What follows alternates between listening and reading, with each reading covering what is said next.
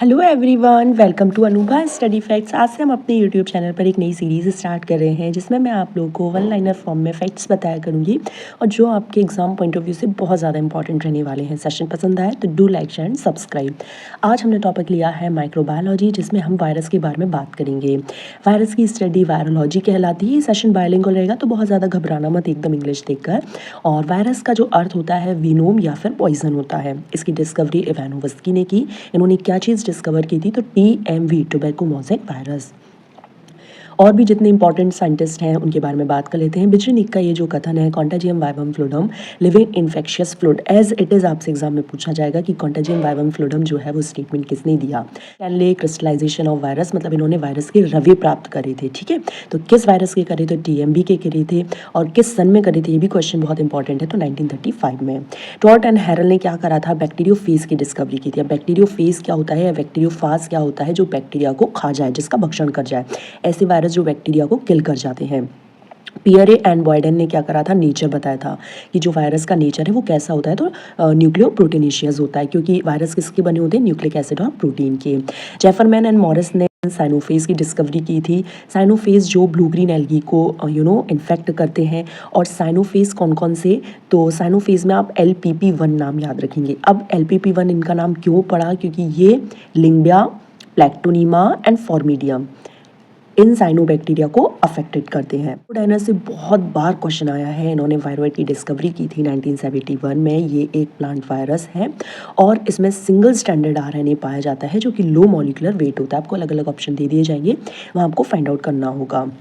ब्रूसीनर ने प्रियन की डिस्कवरी की थी 1982 में। ये एक एनिमल वायरस है, स्लो वायरस है, क्योंकि इसका जो इंक्यूबेशन पीरियड है वो बहुत स्लो होता है और एबनॉर्मली फोल्डेड प्रोटीन। इंटरफेरॉन की डिस्कवरी किसके द्वारा की गई? तो आइजैक लिंडमैन के द्वारा की गई। अब इंटरफेरॉन क्या होता है? तो ये एंटीवायरल ग्लाइकोप्रोटीन होता है जो कि वायरल फर्दर इन्फेक्शन से बचाता है।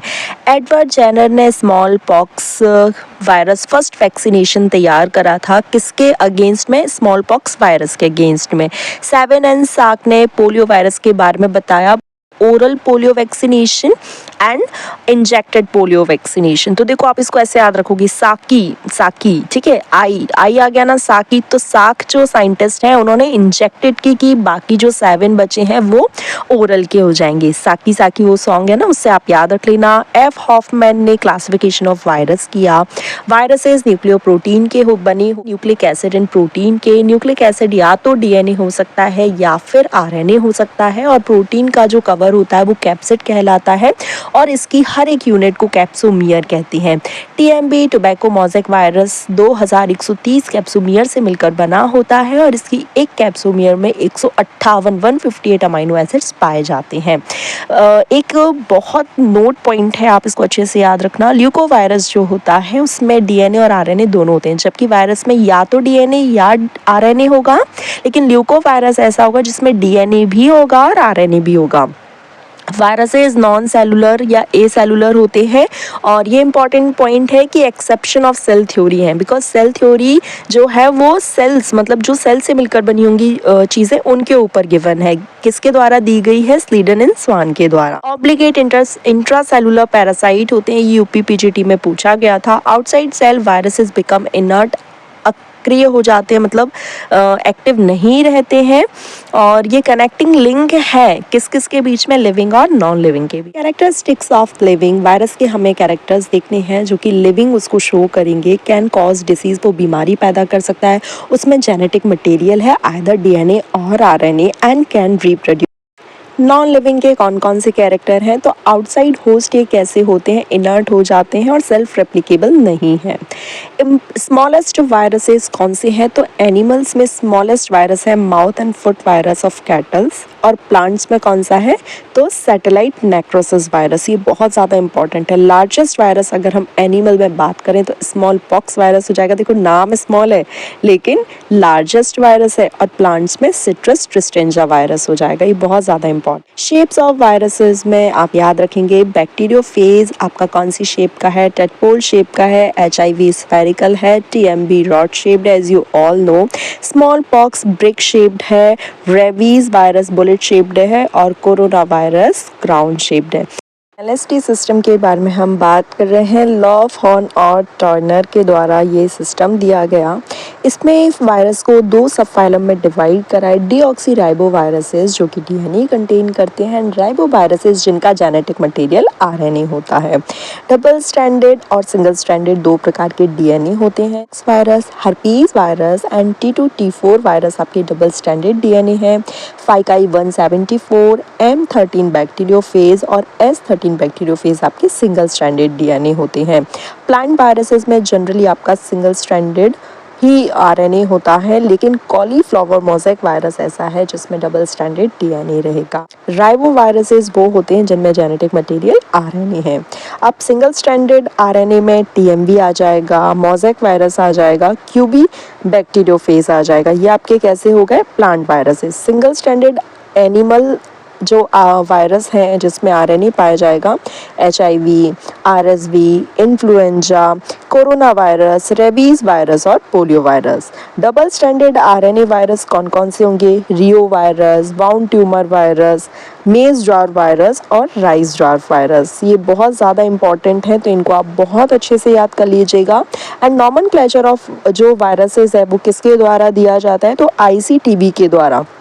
और जो नॉमेनक्लेचर दिया जाता है उसको हम क्या बोलते हैं? क्रिप्टोग्राम बोलते हैं। तो ध्यान रखिएगा, प्लांट वायरसेस जो होते हैं वो सिंगल स्ट्रैंडेड आरएनए होते हैं और एनिमल वायरसेस जो होते हैं उनमें डबल स्ट्रैंडेड डीएनए। टीएमवी का हम यहाँ पर बात करेंगे। RY1 ratio 2/5 ratio E/E ratio S/E। तो फर्स्ट पेयर क्या बताता है? फर्स्ट पेयर ऑफ कोड ये बताता है कि टाइप्स ऑफ न्यूक्लिक एसिड कैसा है, मतलब R, इट मीन्स आरएनए है। नंबर ऑफ स्ट्रैंड कितना है? 1 है, मतलब single stranded RNA. Second pair क्या बताता है? मॉलिक्यूलर वेट बताता है, कितने डाल्टन, 1000 डाल्टन्स पर, ठीक है। और जो फिर उसके रेशियो में लिखेंगे वो परसेंटेज ऑफ न्यूक्लिक एसिड बताता है, तो 5 लिखा है मतलब 5.6 है। थर्ड पेयर क्या बताता है? शेप ऑफ वायरस बताता है, मतलब इलोंगेटेड है, and shape of nucleic acid बताता है which is also elongated as you can see in diagram. Fourth pair of code क्या बताता है कि होस्ट कैसा इन्फेक्टेड है, मतलब S for seeded, and mode of transmission कैसा है? एयर के थ्रू होता है। आई होप यहाँ तक की बात क्लियर। बैक्टीरियोफेज के बारे में हम बात करते हैं। तो बैक्टीरियोफाज या बैक्टीरियोफेज जो बैक्टीरिया को ईट करे, बैक्टीरिया ईटर, ऐसे वायरस जो बैक्टीरिया को ईट करते हैं बैक्टीरियोफेज कहलाते हैं। इसकी खोज किसने की? तो ट्वार्ट एंड हैरल ने की थी 1950 और 1917 में, और इसका जो टर्म बैक्टीरियोफाज है वो हैरल ने दिया था, ठीक है। अब इसमें कौन सा डबल स्टैंडर्ड डीएनए इसमें जेनेटिक मटेरियल पाया जाता है। कॉलीफेज क्या होता है? ऐसे बैक्टीरियोफेज होते हैं जो इकोलाई को इन्फेक्ट करते हैं, उनको हम टी फेज भी बोलते हैं। टी फेज जिसमें प्रेजेंस ऑफ टेल होती है। फिर हम देखते हैं कि भाई टी फेज के टाइप्स देखते हैं, जिसमें फेज इवन मतलब आपको पता होगा 2, 4, 6 एंड ऑड 1, 3, 5, 7 इस तरीके से। तो इवन फेज में T2, T4, T6 फेजेस होते हैं। इनमें कॉन्ट्रैक्टाइल टेल होती है, संकुचनशील टेल होती है। एंड प्लेस ऑफ साइटोसिन यहाँ पर 5 मिथाइल हाइड्रोक्सिल साइटोसिन पाया जाता है। ऑड वाले में T1, T3, T5, T7 है, यहाँ पर नॉन कॉन्ट्रैक्टाइल टेल है। नॉर्मल साइटोसिन है, वहाँ पर 5 मिथाइल हाइड्रोक्सिल साइटोसिन था।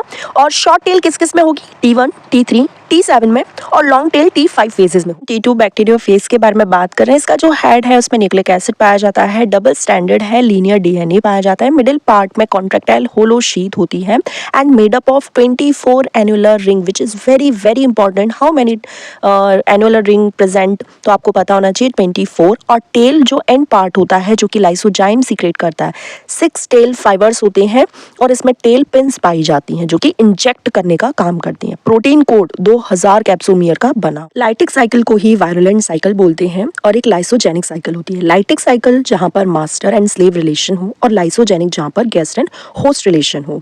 अब ये लाइटिक साइकिल है तो वो लाइसिस कॉज करेगी, लाइसिस मतलब ब्रेक डाउन, खत्म, ठीक है। यहाँ पर ये बैक्टीरियल जीनोम है, ये जो आपको गोल गोल दिख रहा है, और जो SS टाइप का दिख रहा है ये आपका वायरल जीनोम है। Viral genome don't integrate with bacterial genome. Lytic cycle में अगर आपसे कोई पूछे कि क्या वायरल जीनोम इंटीग्रेट होगा, तो नहीं होगा।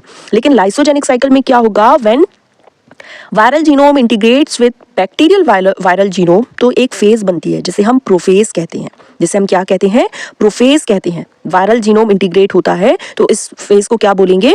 प्रोफेज बोलेंगे। बैक्टीरियल सेल लाइसोजन है जो कि प्रोफेज कंटेन कर। Viral genome replicate independently to bacterial genome. इससे कोई फर्क नहीं पड़ता कि बैक्टीरियल जीनोम कैसा है, ये अपने आप रेप्लिकेट करता है। लेकिन लाइसोजेनिक साइकिल में वायरल जीनोम रेप्लिकेट करेगा अलोंग विद बैक्टीरियल जीनोम, ठीक है। This type of virus ultimately cause death, क्योंकि लाइसिस इसका नाम ही है, तो इस वजह से इसको लाइटिक लाइटिक फेज बोलते हैं, और ये डेथ कॉज नहीं करता है तो इसे टेम्परेट फेज बोलते हैं। तो आपसे ऐसा पूछा जाएगा एग्जाम में कि लाइसोजेनिक साइकिल का दूसरा नाम क्या है, सो यू शुड नो कि टेम्परेट फेज बोलते हैं।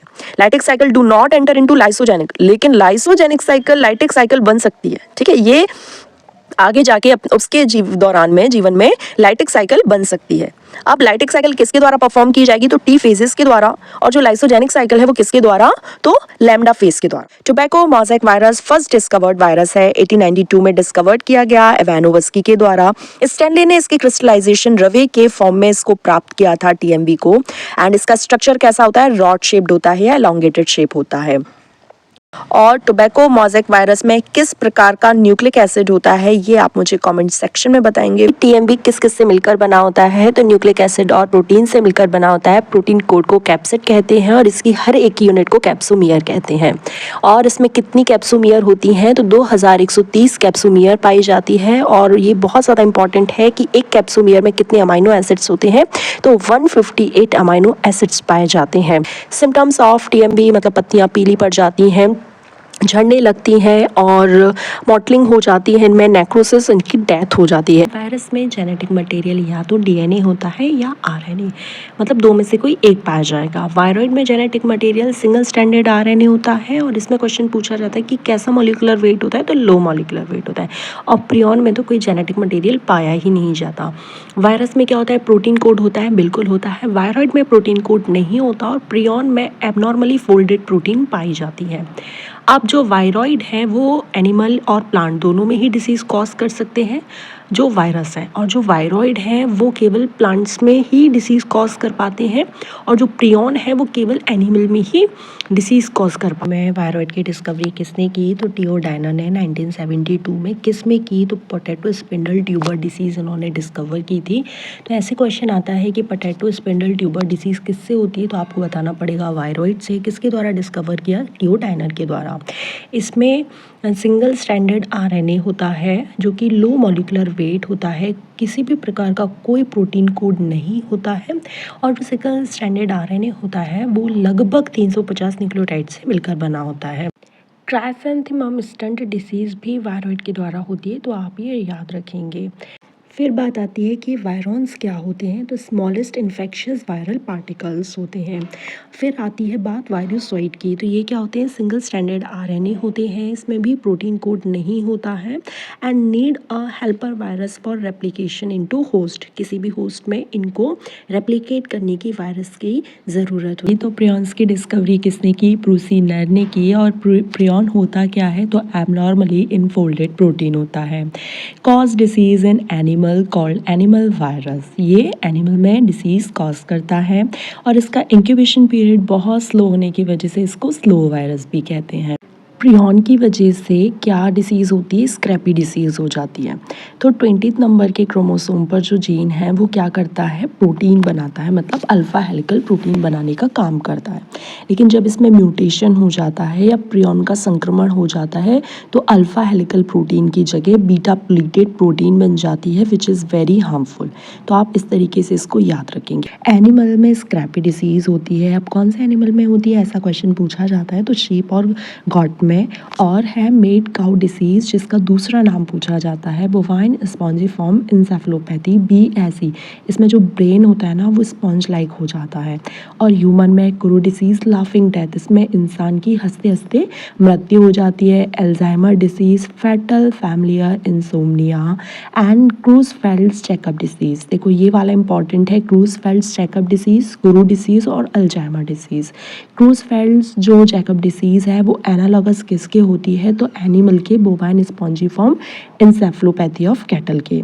तो ये आपको बहुत अच्छे से याद करनी, एग्जाम में बहुत बार पूछी जाती है। रेबीज़ वायरस से रेबीज़ डिसीज़ होती है, पैरामिक्सो वायरस से मम्स, राइनो वायरस से कॉमन कोल्ड, वेरियोला वायरस से small pox which is very important. Chicken pox और स्मॉल पॉक्स आप दोनों ही याद रखिएगा। चिकन पॉक्स वेरिसेला जोस्टर से, इन्फ्लुएंजा वायरस से, हेपेटाइटिस वायरस से, डेंगू फ्लेवी वायरस से, एड्स HIV से, मीजल्स रूबियोला वायरस से, पोलियो पोलियो वायरस से, कोविड कोरोना वायरस से, चिकनगुनिया फ्लेवी वायरस से, येलो फीवर फ्लेवी वायरस से, and dengue also caused by flavi virus. Genital herpes and genital ward also very important. Genital herpes simplex virus से और genital ward human papilloma virus से. Guys हमारा ये session यहाँ पर complete हुआ. I hope आपको सेशन पसंद आया. Do like share and subscribe.